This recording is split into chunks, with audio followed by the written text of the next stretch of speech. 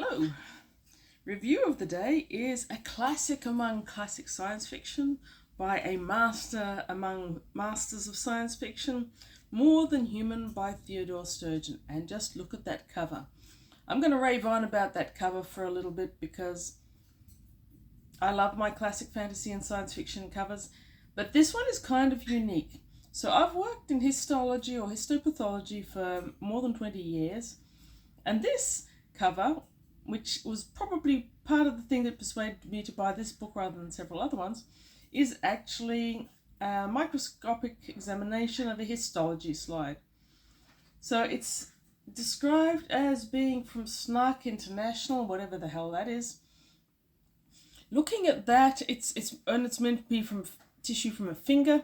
I can't see any skin surface, but my thought is that it was at first I thought it was an Alcyon blue because you can see the blue here, but then again you've got that red through the center and what looks like hematoxylon at the top, so I'm thinking right now that it's a trichrome of some kind.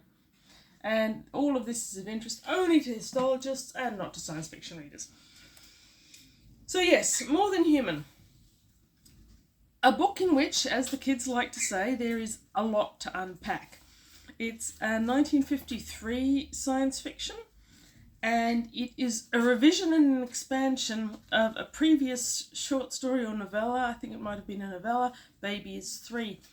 So a lot of your classic science fiction writers published initially in magazines and often serialized. So many of your classic science fiction and fantasy books are actually compendiums that have either been melded together from a number of stories or revised. This one's revised.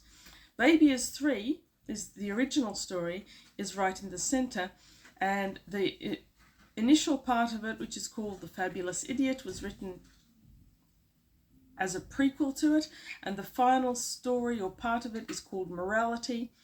And each one of these 3 stories, in a sense, is quite individual because they're separated quite widely by time. I feel that the first one, The Fabulous Idiot, works well on its own. Baby is 3 probably works best on its own.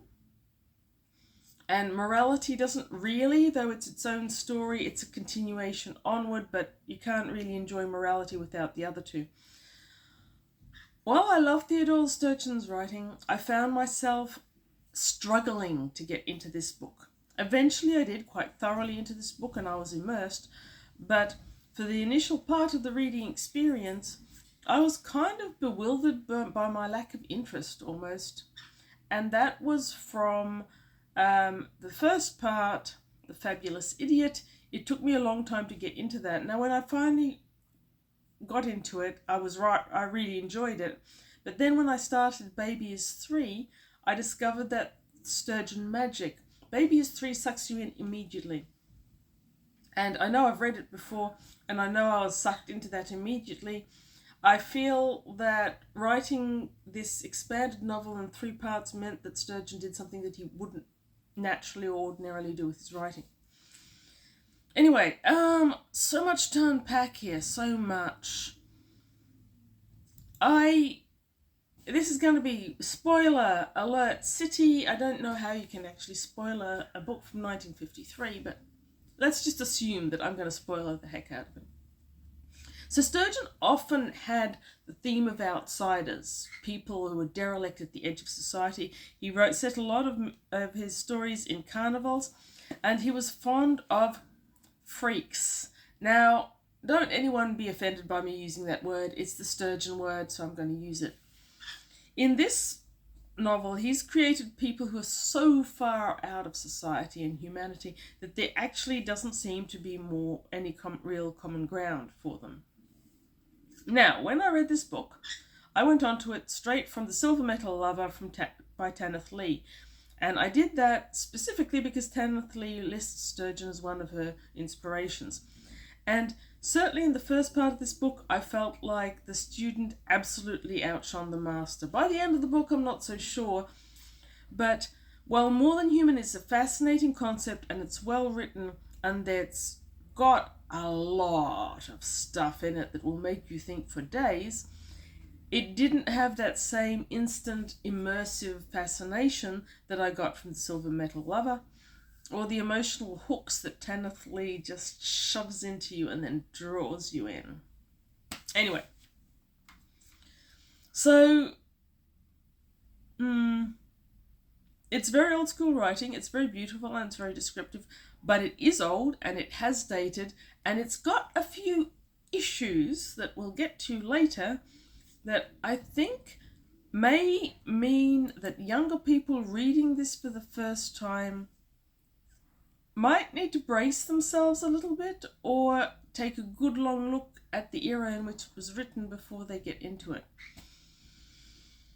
So the overall theme is a gestalt. You've got several people, each with extrasensory perception of one kind or another, who are able to blesh, which is kind of suggested as a word melded between blend and mesh. It's not given a large bit of the novel, but it is relevant in several ways.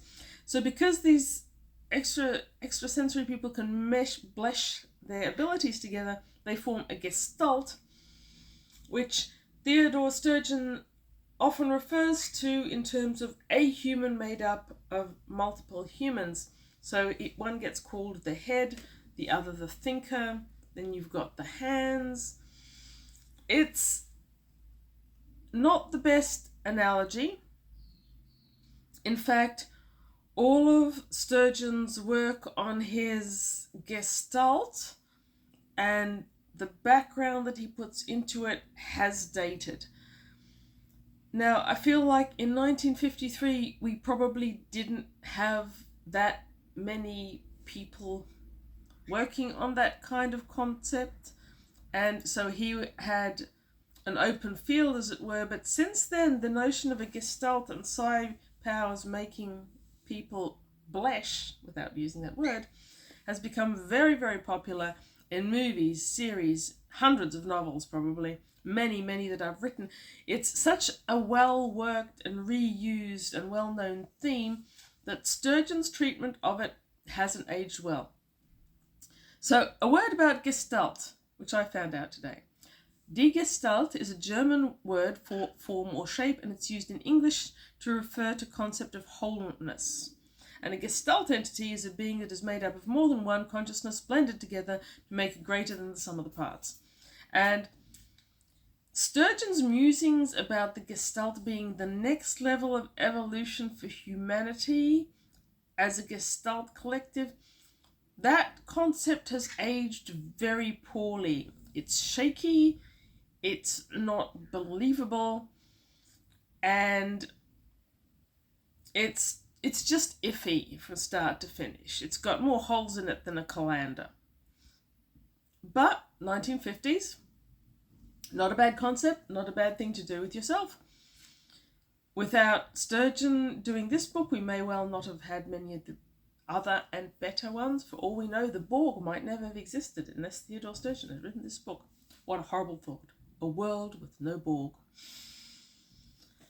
Anyway, so I don't know that this is a terribly well-known book, except among Theodore Sturgeon readers, classic sci-fi readers. So a bit about the plot. The first part now talks about how the Gestalt first formed, and we're introduced to the story through a character who at the time has no name. Eventually is given the name of Lone, but initially he lacks speech or any form of symbolic communication at all. Here, this individual has somehow grown to adulthood in complete isolation. He can't talk, he's had virtually no human contact. He has a psychic core to him, which means that if he's really desperate for something, he can look at someone and he will receive that. Think John Constantine in Hellblazer, who can walk up to a banker, smile, and be given an open check. Anyway. No. So, Lone is probably why I found it difficult to get into the novel to begin with. Because he's non-verbal, his our own only in experiences of his experiences is stream of consciousness. And I've got to say, I normally abhor stream of consciousness writing. Sturgeon knows how to do it. I can deal with it. He does it in small quantities and with qualities that explain what's happening, as well as the stream of consciousness. So anyone who wants to write that drivel should read a lot of this guy before you do it. You'll pick up the tips. Anyway, so Lone eventually comes to be living with a couple that gives him the basic ability of speech, but he's still not really a human being. He is emotionally dissociated. He never experiences any emotional evolution or attachment. Calling him the next stage of human evolution, even in a Gestalt, to me seems very iffy, because he actually isn't really human in any way. He's certainly not the next stage. He lacks more than he has. The thing that he does have is he has the ability to be the head or the controller of a collective which forms around him. Now, after he leaves the couple on the farm, he goes off into the wood to live on his own again. And one day, 3 more characters appear. We've already met them. In the first part, we meet all the characters in the book, basically. One is an 8-year-old called Janie, who has telekinesis, and 2 3-year-olds. I think they're 2.5, 3-year-olds. Toddlers, they're described as. Called Bonnie and Beanie. What they can do is they can teleport. But they are also non-verbal or very minimally verbal. And the 3 of them ran away together for reasons that, you know what, read it, it's pretty good. They form a collective, and then a baby joins the collective. Shall we talk about, yes, let's talk about the baby right now. So how the baby comes into the story, I'll just let you find out for yourself. The baby is part of why this book has aged poorly. In the 1950s, calling a Down syndrome child a mongoloid was common. These days it is purely derogatory and offensive, but in the 50s it wasn't. Mongoloid was used frequently for mentally retarded people, Down syndrome, and other problems.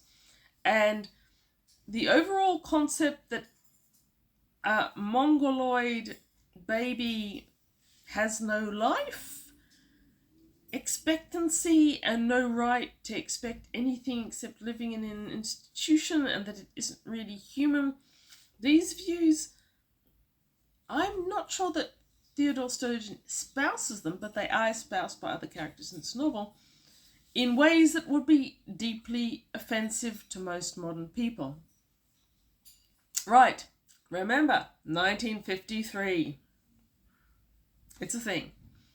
It was a thing. Thank God we've moved on. Now, once this gestalt forms, it turns out that the baby is a calculator. His thought processes, his mathematical knowledge, ability to put things together are truly extraordinary. They're more than extraordinary. They are utterly impossible in someone that has never had any input, but never mind. And due to its ability to do this, we'll then move on to the third part of the book later. So having formed this group, we need to say something else about Lone. Lone encounters an extremely isolated girl whose sister, Alicia, I'm not sure how you pronounce that, becomes an important character in the later the book. So we've got Alicia. She was isolated her whole life and basically kept in captivity and mentally warped and tormented by a deranged father who kept her and her younger sister completely isolated from the world. And the phrase cray cray is the best descriptor for that part of the story. Her crazy was warped by the isolation after her father killed her sister while trying to kill Lorne, and then messed with the dad's head so that he shot himself. And look, it's very complicated. Just read it. There's a lot there character-wise, and it changes and it morphs a lot. But Alicia comes into the story later as well. So we've got all this stuff. Now, moving on to the central theme. The central theme is presented in a completely different way. It's presented as Jerry coming to a therapist for therapy because he can't remember things about himself, or he isn't sure what's important. This is the part that was the original's book, and it is really good. It occurs significantly after The Fabulous Idiot, and from this second story we find out how the first one ended, essentially. The end of that phase of the Gestalt existence. So Jerry, as mentioned earlier on, he grew up in abusive situations. He was put in institutions where he was abused even further, and he then escaped. And he was found alone by the side of the road. He was brought back to the Gestalt, and originally had a difficult time coping because he felt that everyone else had psi abilities that he didn't have, that he didn't really have his own place. Now, in Baby is 3, we find out slowly by Jerry digging through his memories and being prodded into doing so by the psychiatrist, that his amnesia was caused after Lone died and the children all went to live with Alicia, and he ended up killing her because he felt that she was trying to make them normal children, including putting the baby in an institution for mongoloids. Yeah. Anyway, so he ended up killing Alicia on the assumption that she was trying to take away the Gestalt. She was trying to make them into normal people, and while their life expectancy in individual terms and their happiness and their health was definitely increasing, as a Gestalt, it was forming a death of the Gestalt. So he reveals all of this through psychoanalysis, and by the end of it he gets one of the two twins to come in and erase the tapes, and none of this information goes out into the world. It's an excellent story. It varies between emotive oversaturation and narration. All the characters are rich and complicated, and lots of stuff happens. Even if you don't love Theodore Sturgeon and you don't feel you want to commit to the whole novel, and it is a commitment, it takes a lot out of you and you need to put a lot into it for reading it, I would recommend tracking down at least Baby Makes 3 as an individual and reading that. I can't see anyone not enjoying that who likes classic science fiction. Right, moving on. The concluding part is morality, and that is a completely different story again. It's beautifully written as well. I had certain issues with it. Now, all the members of the Gestalt are described as basically subpar humans in terms of humanity. None of them have any form of morality. None of them, Jerry doesn't even want morality. He's got a vague notion but that maybe it's a real thing, but he really doesn't care about it. None of them have any really emotive life at all. They don't have emotional depth. They don't have emotional connectivity to anyone, even each other or themselves. They are almost impossible to relate to as individuals in that sense.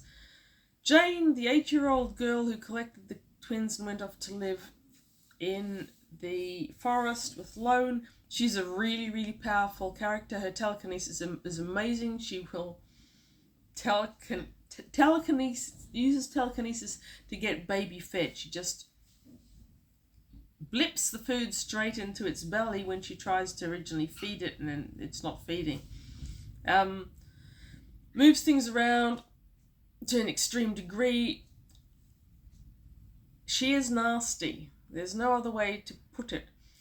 A lot of 8-year-olds and small children will be nasty, especially if they've grown up in isolation from any love, which is the way she's described as having grown up without being given good principles, without being integrated into a family or companionship.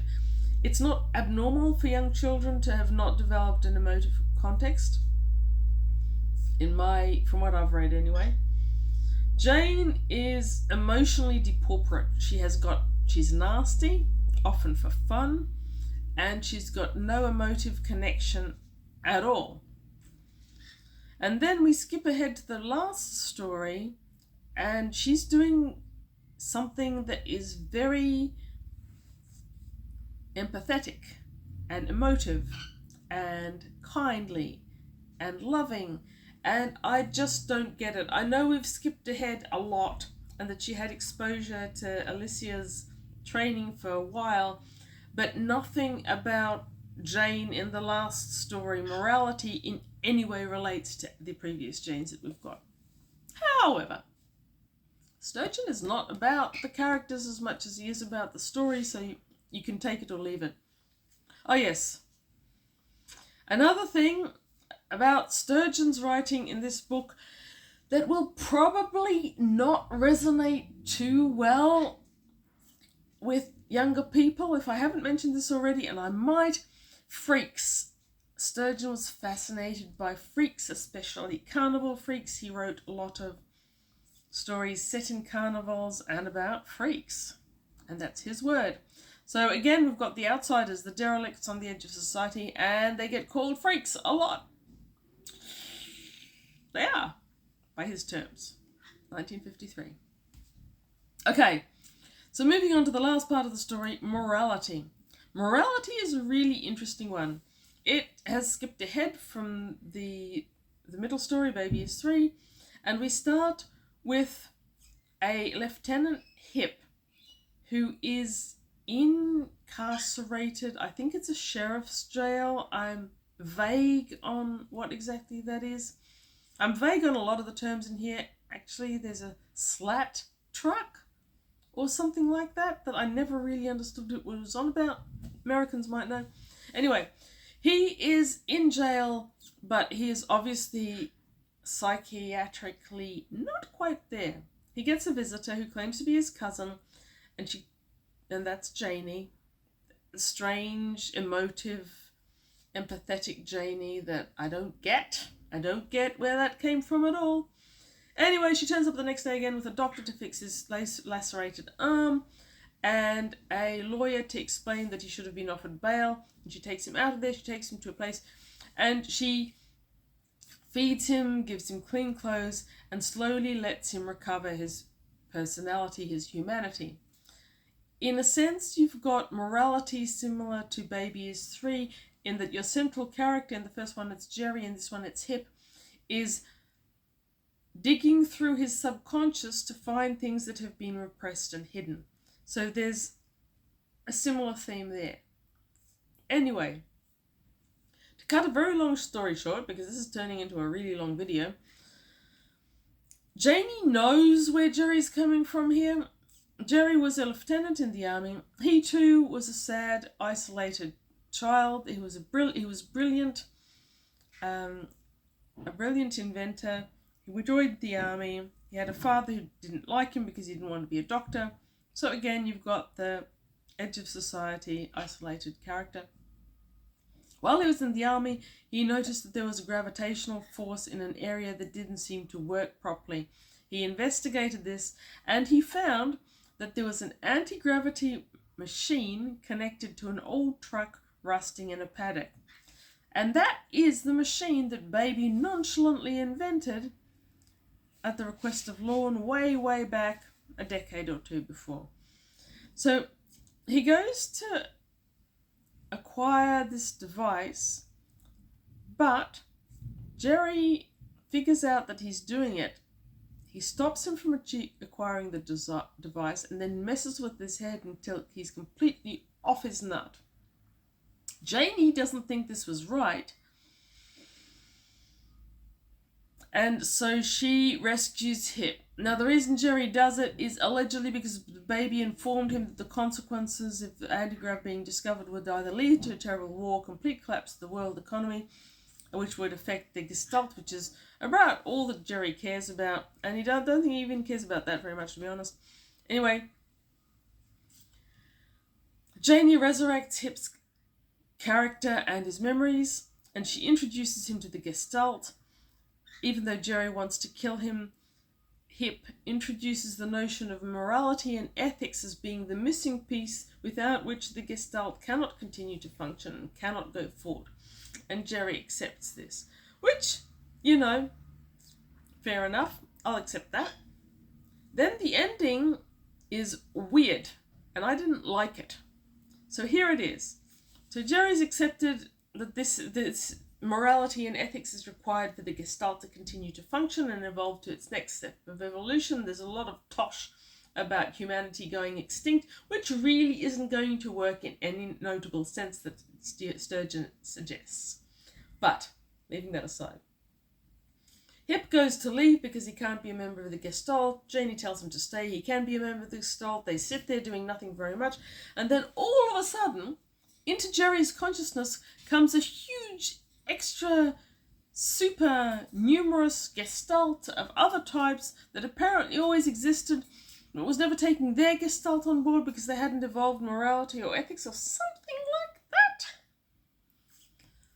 It was very Deus Ex Machina.